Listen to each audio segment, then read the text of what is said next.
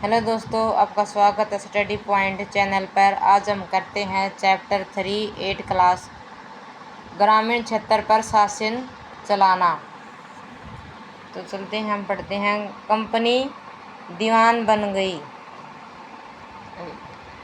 12 अगस्त 1765 को मुगल बादशाह ने ईस्ट इंडिया कंपनी को बंगाल का दीवान तैनात किया। इस बात की पूरी संभावना है कि यह घटना मुट्ठी भर अंग्रेजों और हिंदुस्तानियों की मौजूदगी में रॉबर्ट क्लाइव के तंबू में घटी होगी। लेकिन ऊपर दिए गए चित्र में इस घटना को एक भव्य समारोह के रूप में दिखाया गया है। ये है चित्र, आप देख सकते हो। 1765 में रॉबर्ट क्लाइव मुगल बादशाह से बिहार और उड़ीसा की दीवानी ग्रहण करते हुए, मतलब उन्हें स्वतंत्र आज़ादी मिल गई थी। ठीक है, आगे चलते हैं। रॉबर्ट क्लाइव ने अपने जीवन की यादगार घटनाओं को चित्रित करने का जिम्मा सौंपा था। दीवान के तौर पर कंपनी अपने नियंत्रण वाले भूभाग के आर्थिक मामलों की मुख्य शासक बन गई थी। अब उसे अपनी जमीन का शासन चलाने और आमदनी को व्यवस्थित करने का रास्ता ढूंढना था। इसके लिए उसे एक ऐसा रास्ता ढूंढना था जिससे कंपनी के बढ़ते खर्चों को पूरा करने के लिए काफ़ी आमदनी जुटाई जा सके। व्यापारी कंपनी के नाते उसे यह ख्याल भी रखना था कि वह अपनी ज़रूरत की चीज़ें खरीदती और बेचती रहे।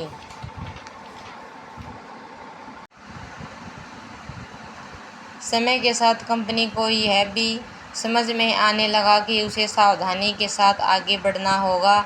बाहरी ताकत होने की वजह से उन लोगों को भी शांत रखना था जो गांव देहात में पहले शासन चला चुके थे, जिनके पास अभी भी काफ़ी ताकत और सम्मान था। ऐसे जो लोग स्थानीय सत्ता में रह चुके थे, उन्हें नियंत्रण करना तो ज़रूरी था, लेकिन उन्हें ख़त्म नहीं किया जा सकता था।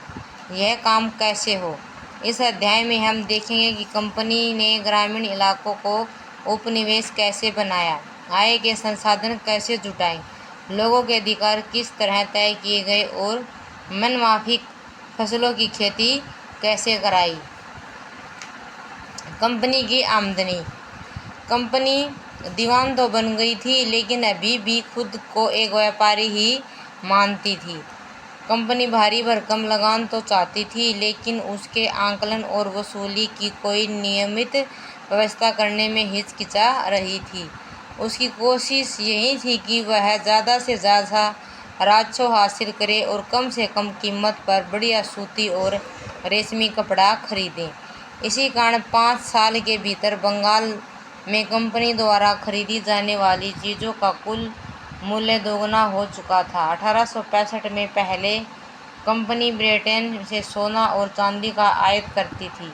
सोना और चांदी का 1865 में, और इन चीज़ों के बदले सामान खरीदती थी। अब बंगाल में इकट्ठा होने वाले पैसे से भी निर्यात के लिए चीज़ें खरीदी जा सकती थी। जल्दी ही यह जाहिर हो गया कि बंगाल की अर्थव्यवस्था एक गहरी संकट में फंसती जा रही है। कारीगर गांव छोड़कर भाग रहे थे क्योंकि उन्हें बहुत कम कीमत पर अपनी चीज़ें कंपनी को जबरन बेचनी पड़ती थी। किसान अपना लगान नहीं चुका पा रहे थे, कारीगरों का उत्पादन गिर रहा था और खेती चौपट होने की दिशा में बढ़ रही थी। चित्र 2 में हम देख सकते हैं बंगाल स्थित मुर्शिदाबाद का एक साप्ताहिक हाट। ये ग्रामीण किसान और अपनी चीज़ बेचने की ज़रूरतों को ये है बाज़ार, यहाँ आते थे, जो कि इन्हें बहुत बड़ा असर पड़ा था यहाँ पर।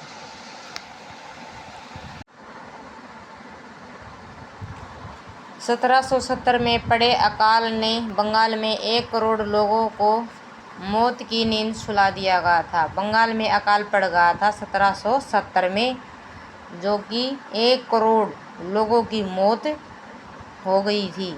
इस अकाल में लगभग 1/3 आबादी समाप्त हो गई थी। बहुत ज़्यादा लोगों की मौत हो गई थी, बहुत हालत ख़राब हो गए थे बंगाल के। खेती में सुधार की ज़रूरत, मतलब बहुत ज़्यादा ज़रूरत थी। अगर अर्थव्यवस्था संकट में थी तो क्या कंपनी अपनी राजस्व आय के बारे में आश्वस्त रह सकती थी? कंपनी के ज़्यादातर अफसरों को यह लगने लगा कि ज़मीन में निवेश करना और खेती में सुधार लाना ज़रूरी है। यह काम किस तरह किया जा सकता था, इस सवाल पर 2 दशकों तक बहस चली। आखिरकार कंपनी ने 1793 में स्थायी बंदोबस्त लागू किया गया। 1793 में स्थायी बंदोबस्त। इस बंदोबस्त की शर्तों के हिसाब से राजाओं और तालुकदारों को जमींदारों के रूप में मान्यता दी गई। उन्हें किसानों से लगान वसूलने और कंपनी को राजस्व चुकाने का जिम्मा सौंपा गया। उनकी ओर से चुकाई जाने वाली राशि स्थायी रूप से तय कर दी गई थी। इसका मतलब यह था कि भविष्य में कभी भी उसमें इजाफा नहीं किया जाना था। अंग्रेजों को लगता था कि इससे उन्हें नियमित रूप से राजस्व मिलता रहेगा और जमींदारों को जमीन में सुधार के लिए खर्च करने का प्रोत्साहन मिलेगा। उन्हें लगता कि क्योंकि राज्य की ओर से राजस्व की मांग बढ़ने वाली नहीं थी, इसलिए जमींदार बढ़ते उत्पादन से फायदे में रहेंगे। यह चित्र नंबर 3 चार्ल्स कॉर्नवालिस। जिस समय स्थायी बंदोबस्त लागू किया गया था उस समय कॉर्नवालिस भारत का गवर्नर जनरल था। जो स्थायी बंदोबस्त किया गया था 1793 में, उस समय ये गवर्नर जनरल था भारत का। समस्या क्या थी? मगर स्थायी बंदोबस्त ने भी समस्या पैदा कर दी थी। कंपनी के अफसरों ने पाया कि अभी भी जमींदार जमीन में सुधार के लिए खर्चा नहीं कर रहे थे। असल में कंपनी ने राजस्व तय किया था कि वह इतना ज़्यादा था कि उसको चुकाने में जमींदारों को भारी परेशानी हो रही थी। जमींदार राजस्व चुकाने में विफल हो जाता था, उसकी जमींदारी छीन ली जाती थी। बहुत सारी जमींदारियों को कंपनी का बाकायदा नीलाम कर चुकी थी। 19वीं सदी के पहले दशक तक हालात बदल चुके थे। बाजारों में कीमतें बढ़ी और धीरे धीरे खेती का विस्तार होने लगा। इसमें जमींदारों की आमदनी में सुधार आया, लेकिन कंपनी को कोई फायदा नहीं हुआ, क्योंकि कंपनी तो हमेशा के लिए राजस्व तय कर चुकी थी। अब वह राजस्व में वृद्धि नहीं कर सकती थी।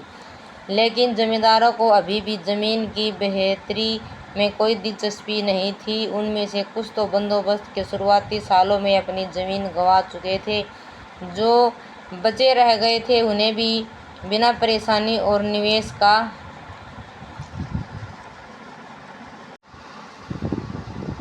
बंगाल के रेतों पर कोलब्रुक का कथन है कि बंगाल के बहुत सारे गांवों में कई ताकतवर रैयत खुद खेती नहीं करते थे।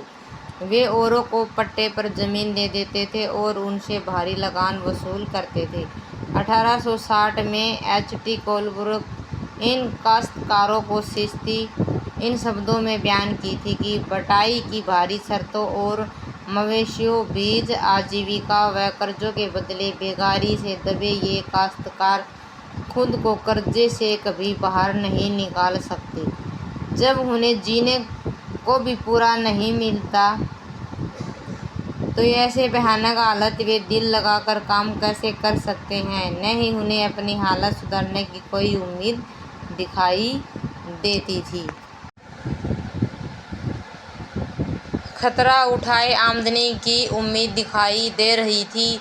जब तक जमींदार किसानों को जमीन देकर उनसे लगान वसूल सकते थे, उन्हें जमीन में सुधार की परवाह नहीं थी। दूसरी तरफ गांव में किसानों को यह व्यवस्था बहुत दमनकारी दिखाई दी। किसान को जो लगान चुकाना था वह बहुत ज़्यादा था और जमीन पर उसका अधिकार सुरक्षित नहीं था। लगान चुकाने के लिए अक्सर महाजन से कर्जा लेना पड़ता था। अगर वह लगान नहीं चुका पाता तो उसे पुश्तैनी जमीन से बेदखल कर दिया जाता था। इसका मतलब ये है कि अगर वो कर होता है बहुत ज़्यादा होता हो, अगर वो नहीं चुका पाता था तो उसकी ज़मीन भी ले ली जाती थी।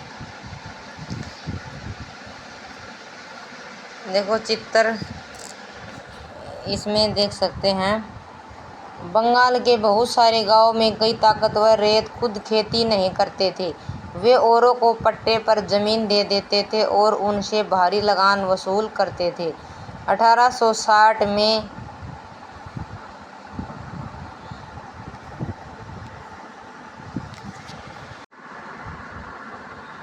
एक नई व्यवस्था। 19वीं सदी की शुरुआत में ही कंपनी के बहुत सारे अधिकारियों को इस बात का यकीन हो चुका था कि राजस्व बंदोबस्त में दोबारा बदलाव लाना जरूरी है। जब कंपनी को शासन और व्यापार के अपने खर्चे चलाने के लिए और पैसे की जरूरत हो तो वह स्थायी रूप से राजस्व तय करके काम कैसे चला सकती है। बंगाल प्रेसिडेंसी के उत्तर पश्चिमी प्रांतों, इस इलाके को ज़्यादातर हिस्सा अब उत्तर प्रदेश में है, के लिए होल्ट मैकेंजी नामक एक अंग्रेज ने एक नई व्यवस्था तैयार की जिसे 1822 में लागू किया गया। मैकेंजी को विश्वास था कि उत्तर भारतीय समाज में गांव एक महत्वपूर्ण सामाजिक संस्था है और उसको बचाए रखना चाहिए। उसके आदेश पर कलेक्टरों ने गांव-गांव का दौरा किया, जमीन की जांच की, खेतों को मापा और विभिन्न समूह के रीति रिवाजों को दर्ज किया। गांव के एक-एक खेत अनुमानित राजस्व को जोड़कर हर गांव या ग्राम समूह महाल से वसूल होने वाले राजस्व का हिसाब लगाया जाता था। इस राजस्व को स्थायी रूप से तय नहीं किया गया, बल्कि उसमें समय-समय पर संशोधनों की गुंजाइश रखी गई। राजस्व इकट्ठा करने और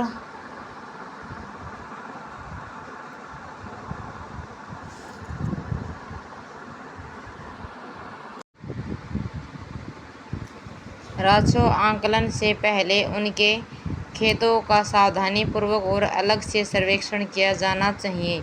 मुनरो का मानना था कि अंग्रेजों को पिता की भांति किसानों की रक्षा करनी चाहिए। सब कुछ ठीक नहीं था। नई व्यवस्था लागू होने के बाद महज कुछ साल के भीतर उनमें समस्याएं दिखाई देने लगी। जमीन से होने वाली आमदनी बढ़ाने के चक्कर में राजस्व अधिकारियों ने बहुत ज़्यादा राजस्व तय कर दिया था। किसान राजस्व चुका नहीं पा रहे थे, रैयत गांव से भाग रहे थे, बहुत सारे क्षेत्रों में गांव वीरान हो गए थे। आशावादी अफसरों को उम्मीद थी कि नई व्यवस्था किसानों को संपन्न उद्यमशील किसान बना देगी, लेकिन ऐसा नहीं हुआ। यूरोप के लिए फसलें। अंग्रेजों ने यह भी महसूस किया कि ग्रामीण इलाके न केवल राजस्व प्रदान कर सकते थे, बल्कि वहाँ यूरोप की ज़रूरतों के हिसाब से सही फसलें भी पैदा की जा सकती हैं। 18वीं सदी के आखिर तक कंपनी के अफीम और नील की खेती पर पूरा जोर लगा दिया था। इसके बाद लगभग 150 साल तक अंग्रेज देश के विभिन्न भागों में किसी न किसी फसल के लिए किसानों को मजबूर करते रहे। बंगाल में पटसन, असम में चाय, संयुक्त राज्य प्रांत में गन्ना, पंजाब में गेहूं, महाराष्ट्र व पंजाब में कपास, मद्रास में चावल। यह कैसे किया गया? अंग्रेजों ने अपनी ज़रूरत की फसलों की खेती को फैलाने के कई तरीके अपनाए। आइए इसी तरह की एक फसल उत्पादन की एक पद्धति को अच्छी तरह समझें। क्या रंग का भी कोई इतिहास है? चित्र 5 और 6 में सूती कपड़े के छापों की 2 तस्वीरें दी गई हैं। ये हैं तस्वीरें। एक कलमकारी छापा 20वीं सदी भारत और दूसरा है मॉरिस कॉटन छापा 19वीं सदी के उत्तरार्ध इंग्लैंड। तस्वीर में भारत में आंध्र प्रदेश के बुनकरों द्वारा बनाए गए कलमकारी छापे दिखाई दे रहे हैं। दूसरी तरफ ब्रिटेन के प्रसिद्ध कवि और कलाकार विलियम मोरिस द्वारा बनाए गए फूल वाले छापे हैं। दोनों छापों में एक बात समान है, दोनों में ही गहरे नीले रंग इस्तेमाल किया गया है।